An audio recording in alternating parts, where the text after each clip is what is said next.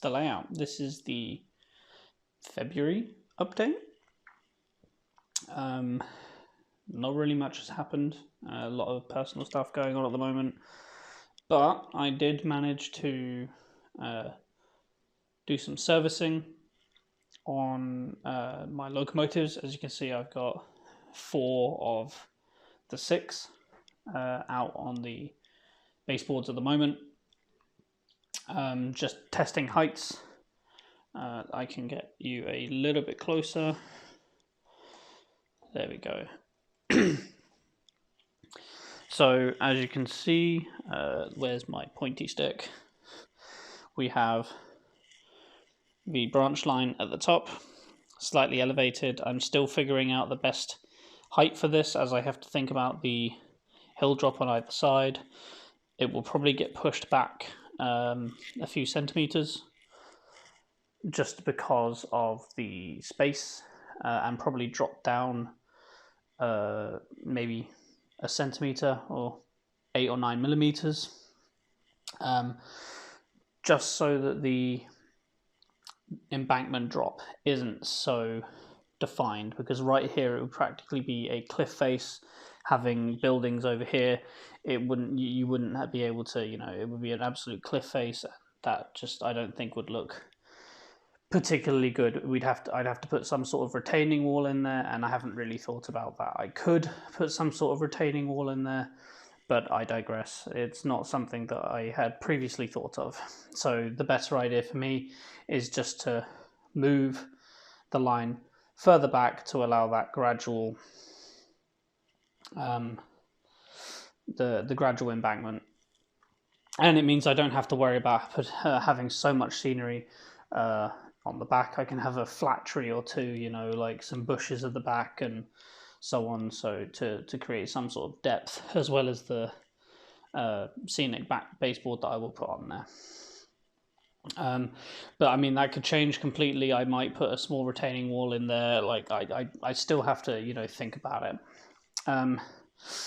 If I quickly move the prairie, you can sort of see how much of a height change there is. The cab roof of the prairie is, well, actually, let's say that the door on the cab side is just below track level at this point. So actually, when it's further up to the other end, it will be about the height level of the top window, and then it will gradually go down to the opposite side of the baseboard, where it will be parallel with the baseboard. That's the plan anyway. We will see how it goes.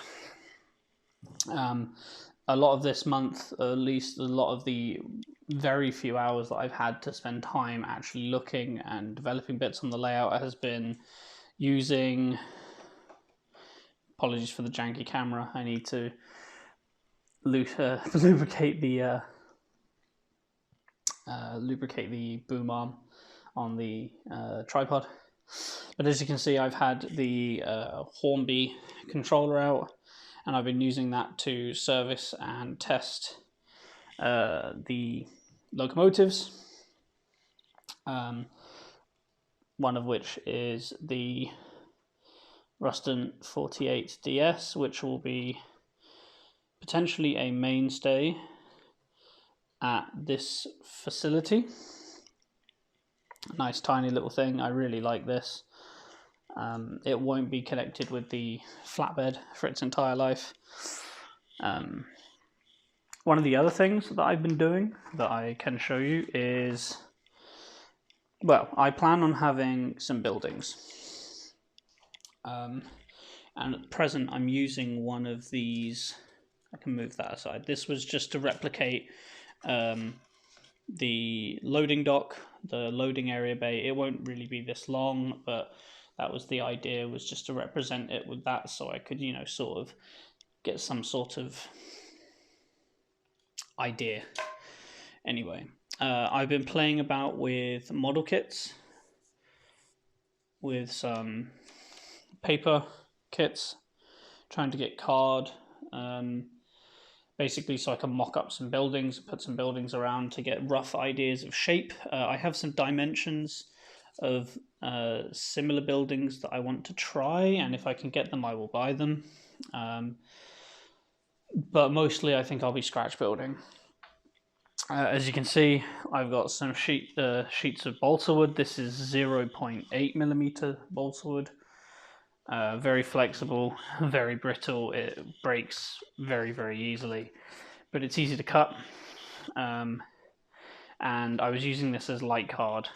But again, it's not the best material to use for card kits, so it was just a test. And I tried this for several different thicknesses. So this is 1mm. It's slightly better, but still not great. And then 1.5mm. Again, originally I was trying to use this stuff for building sleepers and timbers, but just didn't work at all.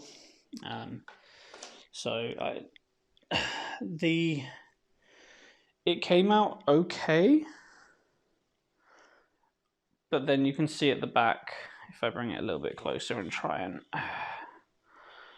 focus it in, come on. It's a little bit janky on the sides of where it was cut. I was using a new blade, but obviously not the right kind of blade. So yeah, so that was a big, not a failure, but it wasn't perfect. Refocus that.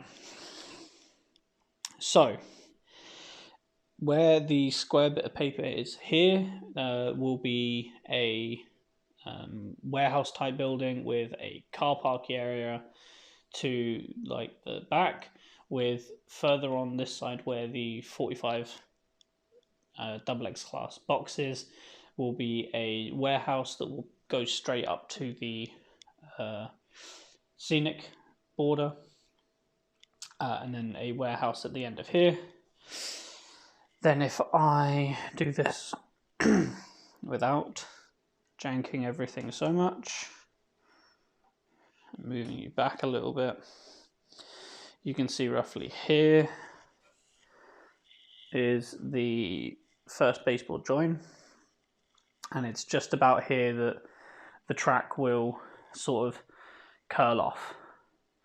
Now, I was having a think, and as always, changing my mind and sort of like wondering maybe I could try and do something different with this, because right now I have pretty much 2 tracks across both of these baseboards. And what I think I'm going to do is actually, one, save myself a little bit of trouble, because at the moment I have 1, 2, 3, 4, 5 different sets of points on this layout alone. I think I'm going to reduce that to 4. Have 1 coming off the branch line into the yard itself, and then have all of the points on this middle baseboard. I can try and visualize it here. Ignore all the documentation and stuff. This has become very messy. So there will be 1 sort of here, which will actually be a trailing that will come back to the coal merchants. It will continue single line up to about midway, or not even up to about midway, where just before, as you get to the end of the first base, the middle baseboard, there will be the first point that will diverge into 2, and then right after that, on the first baseboard or the left baseboard, there will be another left-hander off to a third siding, or mystery siding, shall we say. So it means I lose a little bit of length potentially on, well, I will lose a little bit of length on here, but I can sort of make a shunting puzzle because right now it's like having two different lines, and okay, yes, it might be, it's potentially typical, but I have to I also have to think that this will be my only layout potentially for a number of years. So there has to be playability, there has to be reusability, and so on. And I think in this kind of space, the best way to do that is to have a shunting puzzle. So I will make it so that this the short line that comes off of this direction here, wherever it will be, if it's here, it will come off and then curl later. Or whatever, but I will make it so that this will be a sort of shunting puzzle. Most likely that this outer line will stay longer. This inner line will be cut slightly shorter with some sort of goods transfer shed and car park gritty area at the end. And then this third line will come in and act as the small siding for the Inglenook, but will actually have some sort of, do not trespass, quarry ahead, sort of, like I was planning beforehand. That makes it so that the layout can be built slightly quicker, because it means I have less turnouts to build. I don't have to worry about building a crossover. And I just have to build single left and right hand turnouts, which works for me. Also means that wiring is slightly simple, and the automation itself can be slightly simple as well. So that's the plan. Other than that, nothing really else much has happened. I have done a little bit of work on my power. I was going to use a specific its own self video for this, but while I've got the camera out, I will indulge myself, as they say. So I have a old ATX 12 volt power supply. This is just the test. I will get a brand new one that's slightly more silent, slightly quieter, because this is a very old loud thing. But for proof of concept, it works perfectly. I have split it up into, let me just disconnect these bits. As you may know, with these PC power supplies,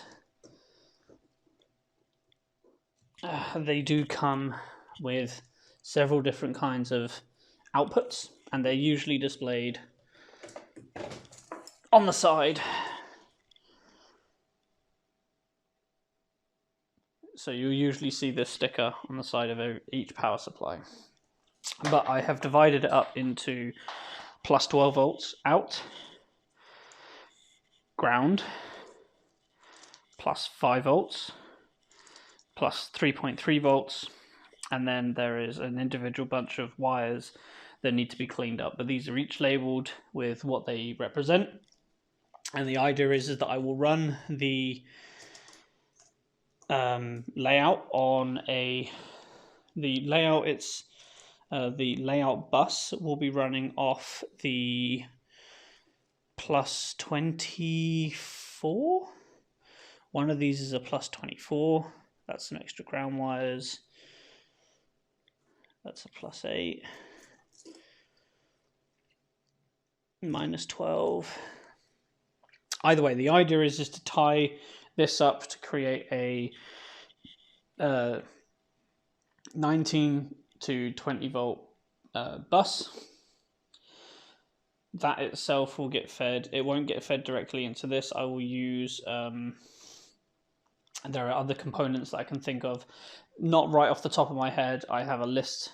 See, I'm not focusing the camera. My apologies. There's a list of components that I'm still going through and still researching, but the idea is to use this to run the bus, either via the 12 volt or 24 volt. Then I will also have that running off the 12 volt supply. I'm using a step down converter to run it at 9 volts. That powers the command station that I'm using, which is running DCC-EX.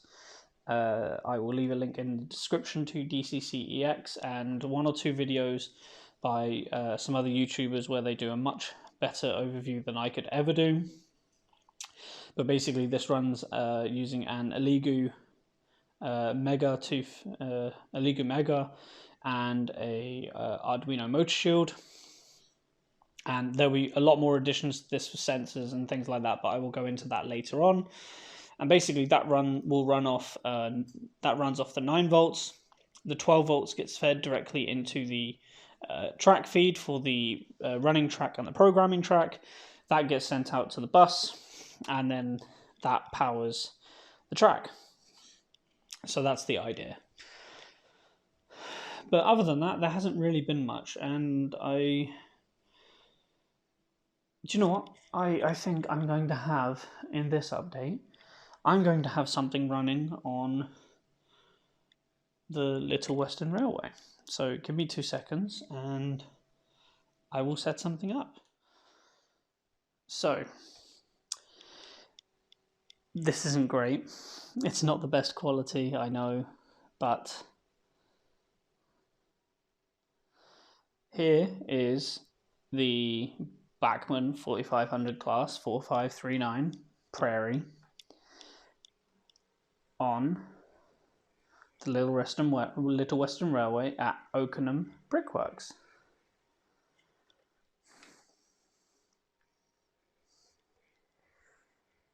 Very anticlimactic, I know, but there is something running on the railway, and every now and then I come in and do little, backwards and forward sessions, and I've set up a few sidings sometimes just to have a play, because you've got to have a play. So there we have it. That is, I'll bring that back into center.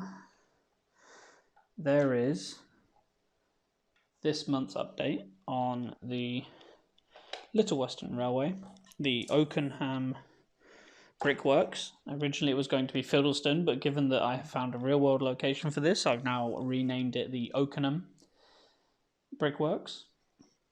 And I hope you enjoyed. Stay tuned for next month's episode, where, with some luck, we'll have some actual track made and laid with actual chairs. I couldn't show you the printed out track plan today as, well, one, I've slightly changed it again for, better running, but 2, it just wasn't really a good print quality, so I didn't really want to sort that.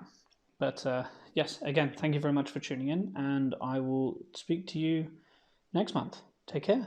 Bye-bye.